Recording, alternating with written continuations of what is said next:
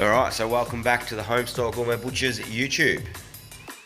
So today I'm just going to be processing this cap off topside, just showing you how you can purchase a cap off toppy from your local butcher shop and process it at home and save yourself a bit of money.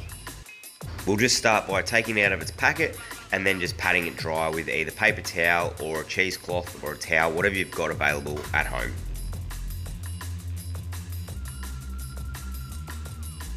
So once I've got this dry, I'll be removing all of the little bits of fat and sinew that are on the top of the topside. So if you're doing this at home and you don't have a cat or a dog and you're just going to be doing barbecue steaks itself, or even a beef schnitzel, you don't have to remove that stuff. But if you're doing a beef jerky, I would highly recommend you get rid of it.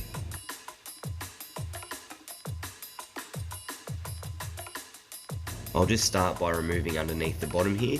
So you want to remove right underneath that silver there. If you can poke your knife under, you should be able to just slip it off without removing too much meat.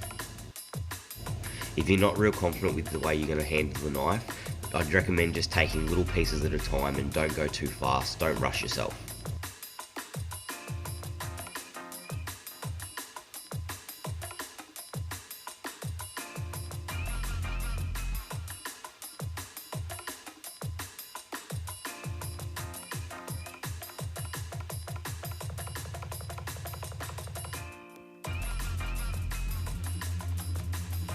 Now just in here, depending on how it's been already trimmed for you, there could be a vein through there. So I'd recommend that if it's in there, just to remove it by cutting it out. On this particular topside, it has already been removed prior to packaging and coming to us, so I won't have to worry about removing it. Now that I've got the topside flipped up its correct way, I'll proceed to denuder the top of it by doing the exact same thing I've done underneath. Once again, if this is just for a barbecue steak or a beef schnitzel, you don't have to denuder it to this level. How it is at the moment is fine.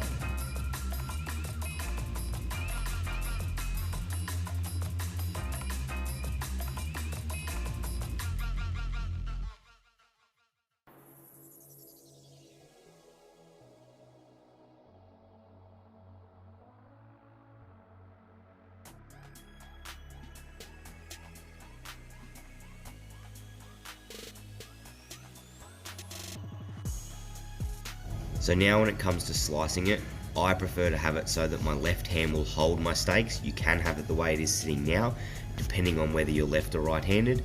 I'm right-handed and I much prefer to have my left hand to support the steaks as I slice them.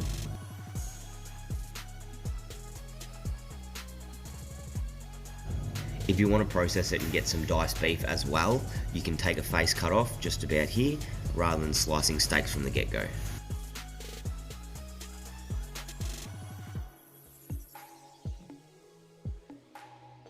So I'll take off a face cut just to show you that you can dice off this face and make a nice casserole or a stew, and then proceed to have steaks out of the rest. Like I said, alternatively, you can slice it from the get-go and you'll be able to get barbecue steaks or stir-fry strips out of that from the very start.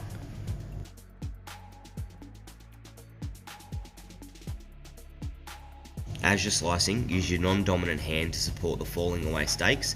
It'll stop them from moving and sliding, and you'll be able to get a nice consistent slice.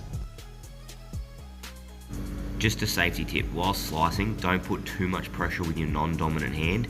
If your knife does slip through the steak, you will cut the palm of your hand.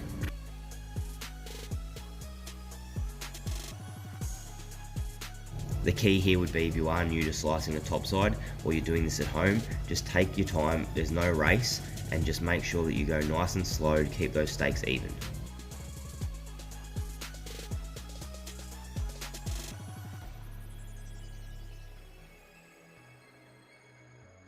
So at this point here, if I did want to, I could slice it out as steaks, or even then slice it as steaks to dice it.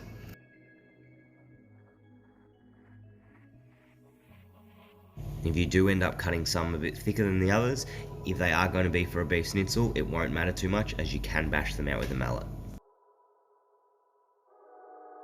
It is also a part of the fun of just doing it at home and processing it yourself, and knowing that you're handling the food that you're going to be feeding to your family. So just don't stress on trying to make it be absolutely perfect. You will get better in time if you do this repetitively. So at the start, you're going to have a few mix-up and mistakes, but that's all a part of the process.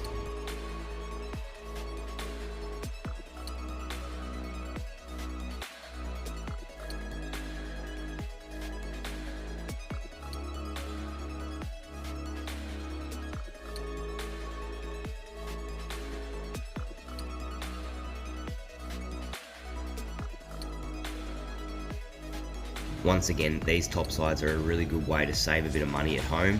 If you've got a fair few people in the family to feed, by purchasing a whole topside, you'll be able to get a lot of barbecue steak, beef schnitzel, stir fry, diced beef for casseroles. The list is endless, so hit up your local butcher and try buying the whole topside and doing it yourself at home. You'll be pleasantly surprised how much money you can save by doing it yourself.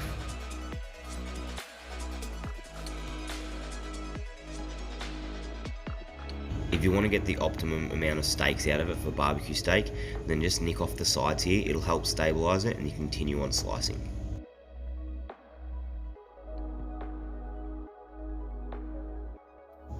So that's all the steaks we've got sliced out of that.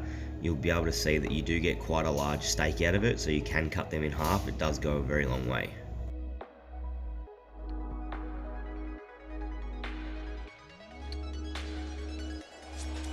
Now I just dice these face cuts just to show you that you can obviously get your casserole steak out of it as well if you want to make yourself a stew. Being that it is a very lean meat, you'll find that it's quite easy to slice and it will break down a lot, so it is one of those steaks that if you are going to do a casserole, you won't want to cook it much longer than a couple of hours. Play around with it. The steak is going to be tender enough. If you really want to, you can skewer it and make some kebabs out of it as well. The possibilities are really endless with the topside. They're so versatile and you can make so many different things to feed the family.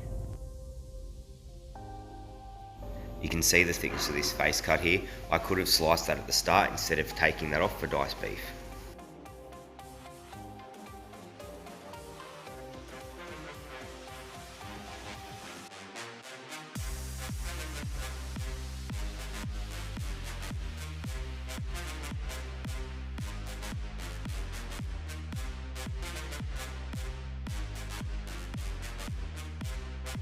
Thanks for watching. Hopefully you can try this yourself at home and make the most out of a whole topside.